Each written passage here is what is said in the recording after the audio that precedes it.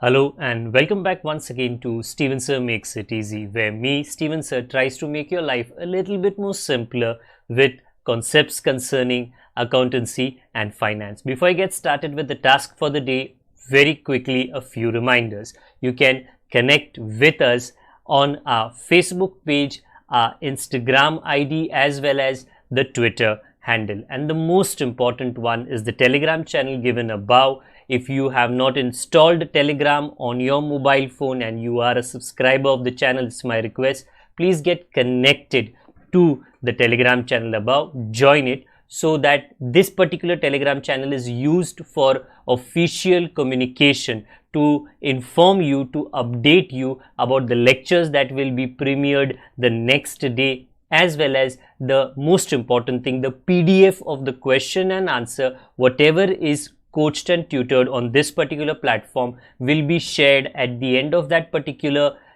chapter, so that you can download it and use it for your future reference basis. Also, if you do intend to purchase the textbook from which the necessary questions are explained during the various lectures, the purchase link is provided in the description of every lecture. And most importantly, if you have missed out the past tense, that is the last lecture, there is an I button given above. Please click it, watch that particular lecture, and then you can come here.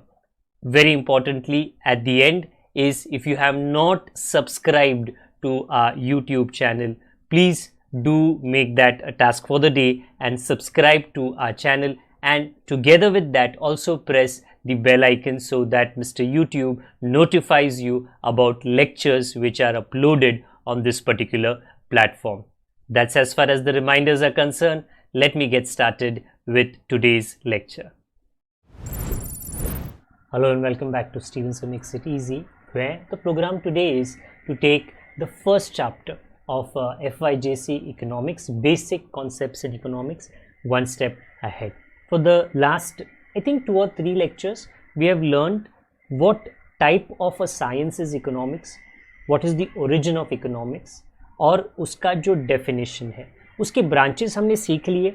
Micro economics की पढ़ाई हम पिछले 1-2 lectures से कर रहे हैं, और micro economics के अंदर कुछ ऐसे कॉन्सेप्ट्स होते हैं जैसे वांट है, गुड्स एंड सर्विसेज है, यूटिलिटी है, वैल्यू है, जिसकी समझ हमने एक साथ में ऑलरेडी कंटेंट को पढ़ के समझ लिया है.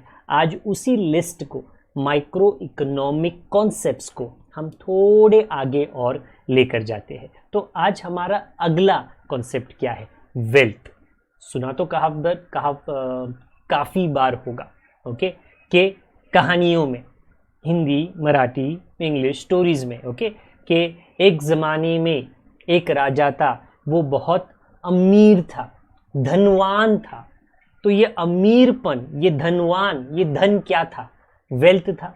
ओके, आज के ज़माने में भी, ओके, उस तरह के हीरे जवाहरात तो लोग रखते नहीं हैं, ओके, उतने घोड़े, हाथिया, ओके, नहीं रखते हैं, बट वो वेल्थ है, उसका थिंकिंग बदल गया है. आज एक बड़ा घर, एक आलीशान घर, आज एक अच्छी गाड़ी, एक लग्जरियस गाड़ी, अगर ये चीज़ें हैं, best mobile, okay, best jewellery, तो ये सब चीज़ें वेल्थ को डिटरमाइन करती है. ओके, तो वेल्थ के बारे में आपको क्या समझना है? देखिए भाई, एनीथिंग, कोई भी चीज़ which has market value, obviously ना, वो ज़ीरो वैल्यू का थोड़ी हो सकता है, वरना वो वेल्थ कैसे हो सकता है? And can be exchange for money, मतलब मैं पैसे देकर उसे खरीद सकता हूँ, दुकान से या किसी इंसान से मैं खरीद सकता हूँ, तो वो वेल्थ कहलाया जा सकता है. ये होना चाहिए.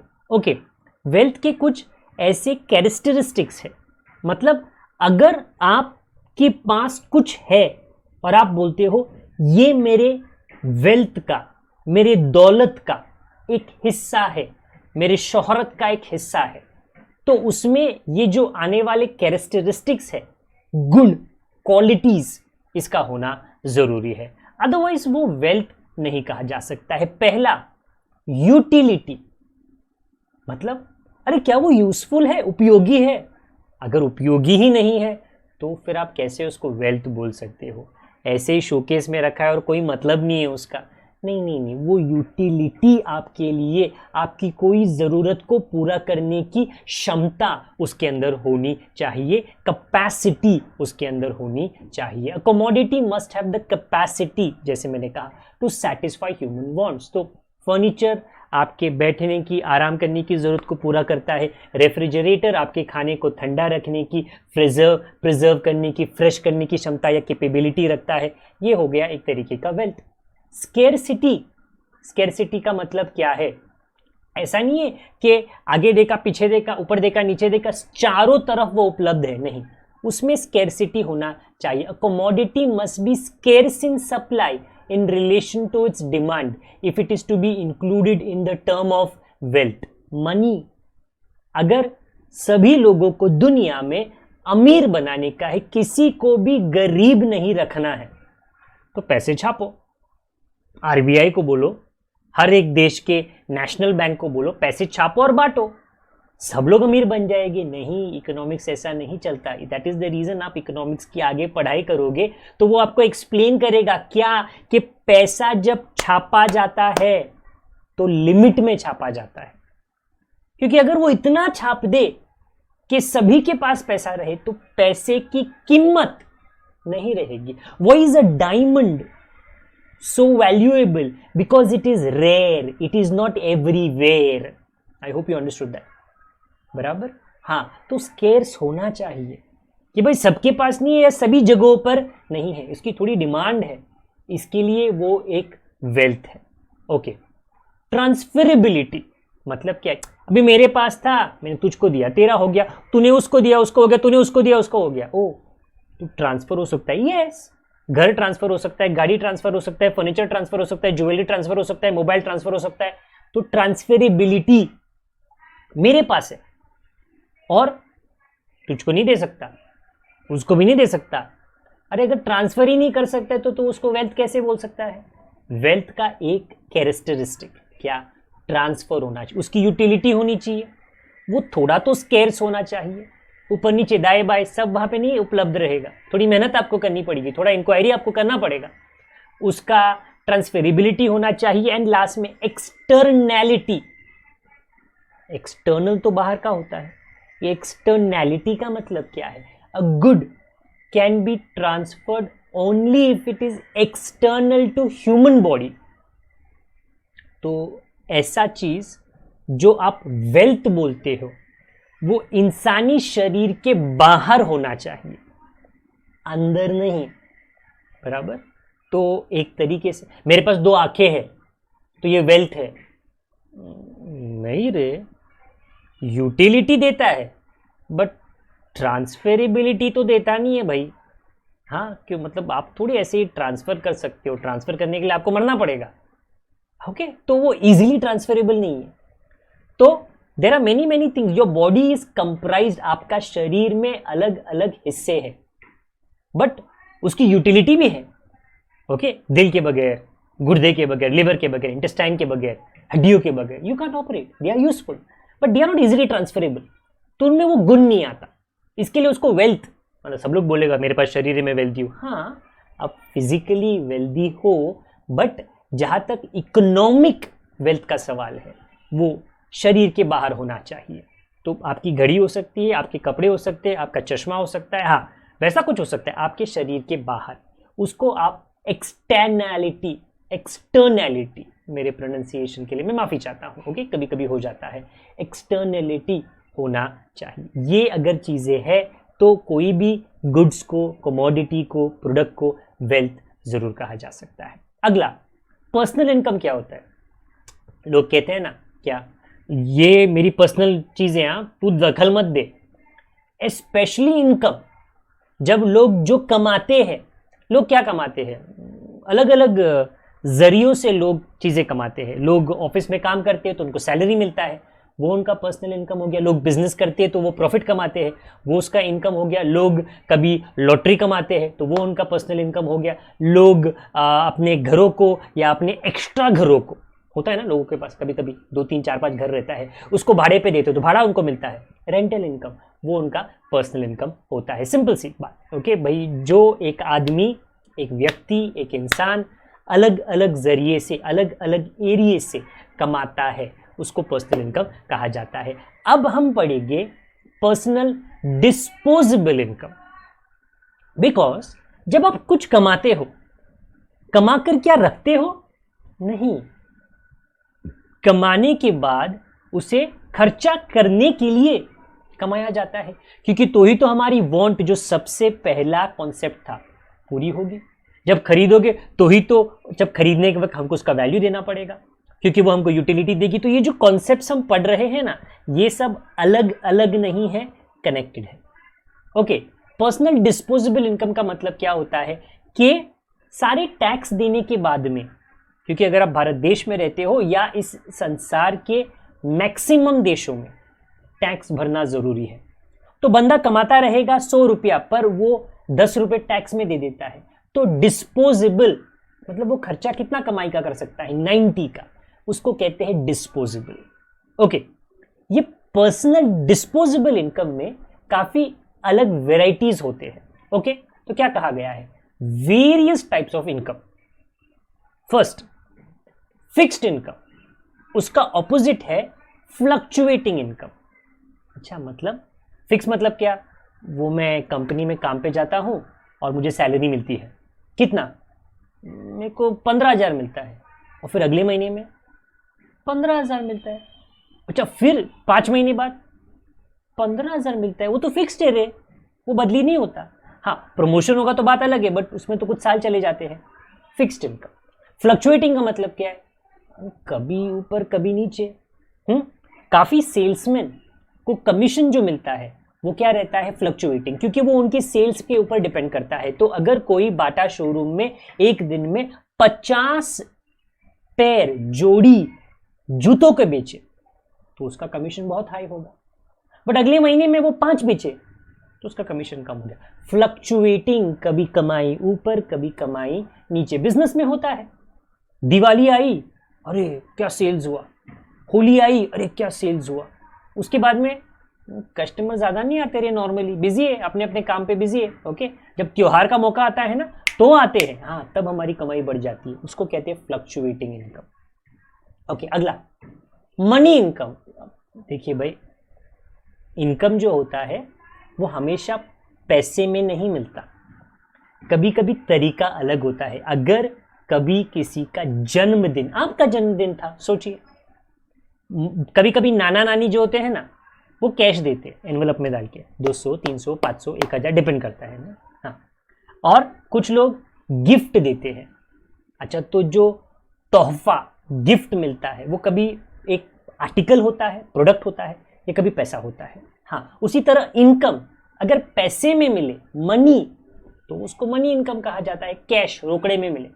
मैक्सिमम लोग को तो वही पसंद आता है, बोलता है यार पैसे दे दो, मैं सोचूंगा क्या खरीदना है, घर, गाड़ी, शॉपिंग, घूमना फिरना, कपड़ा, ये वो, पैसे दे दो, मेरी इनकम को पैसे में दे दो। हाँ, रियल इनकम क्या होता है? देखिए, रियलिटी शो, पता है ना रियलिटी शो का कॉन्सेप्ट क्या है? अरे ये तो इनका नॉर्मल जिंदगी है, हाँ, ये मतलब ये देखो बिना मेकअप के इस तरह दिखते हैं। तो रियल इनकम थोड़ा थोड़ा वैसे ही मतलब रखता है कि अगर आपको 5,000 या 10,000 कोई देता है, क्या देता है? नोट, 5 2,000 के नोट, तो आपके पास 10,000 है, पैसे हैं आपके पास में। बट रियल इनकम क्या मतलब होता है? वो 10,000 आपको क्या खरीद के दे सकता है?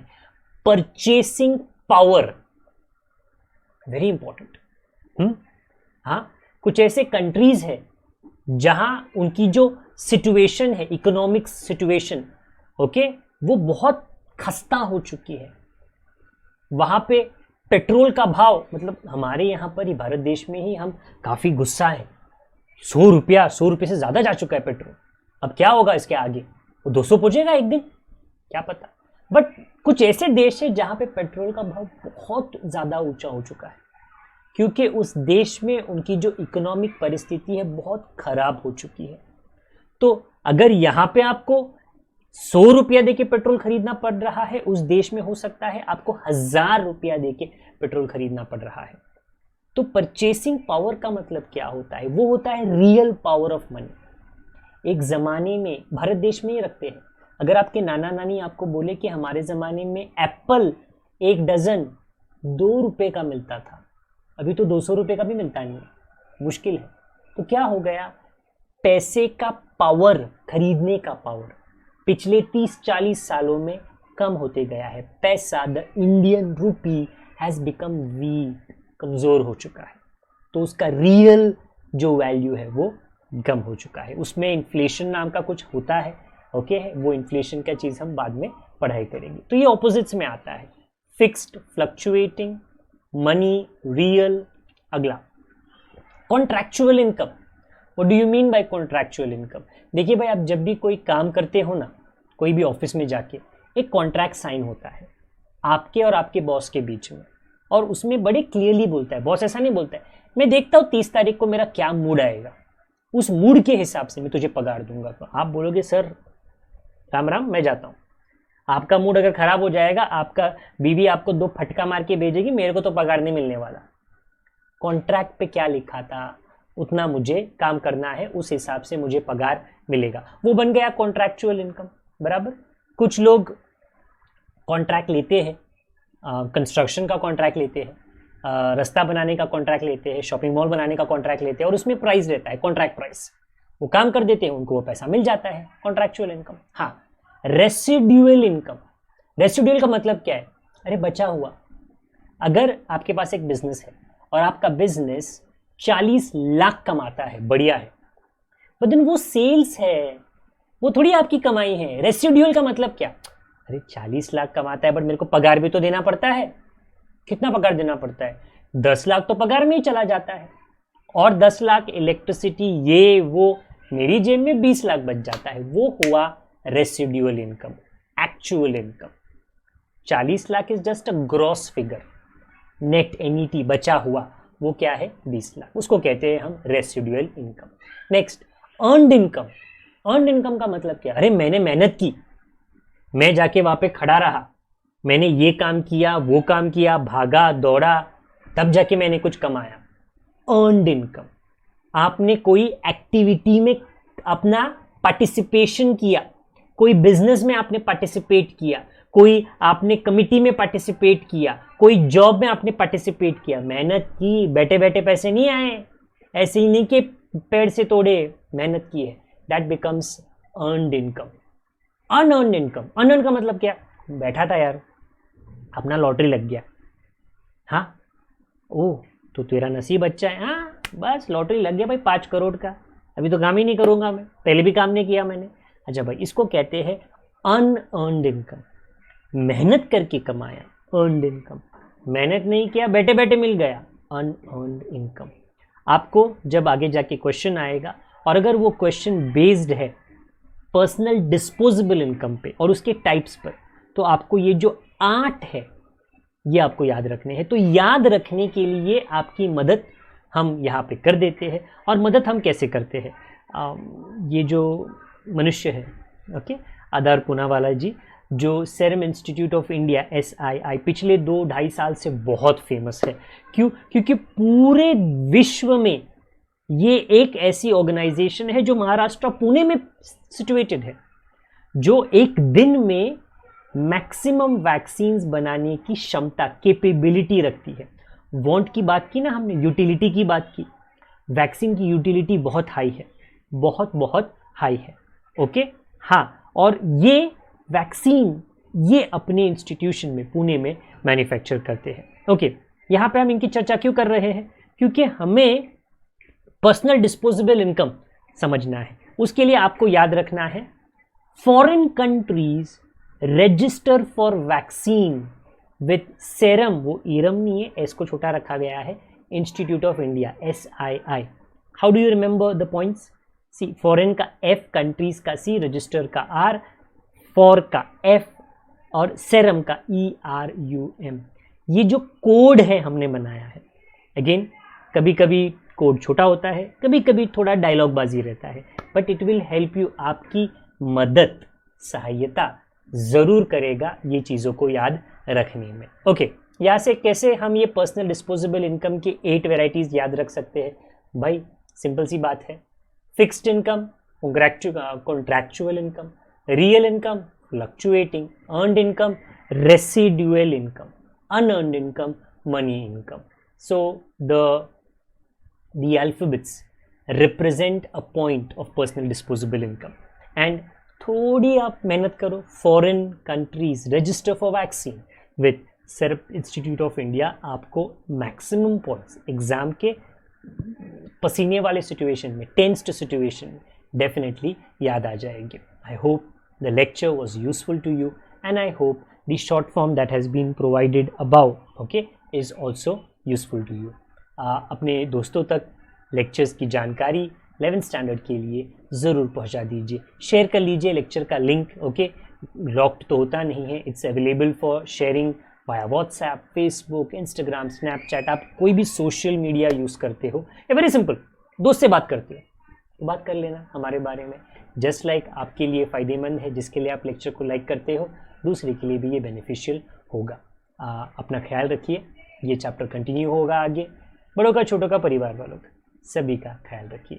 Good day to all of you and God bless. Bye for now.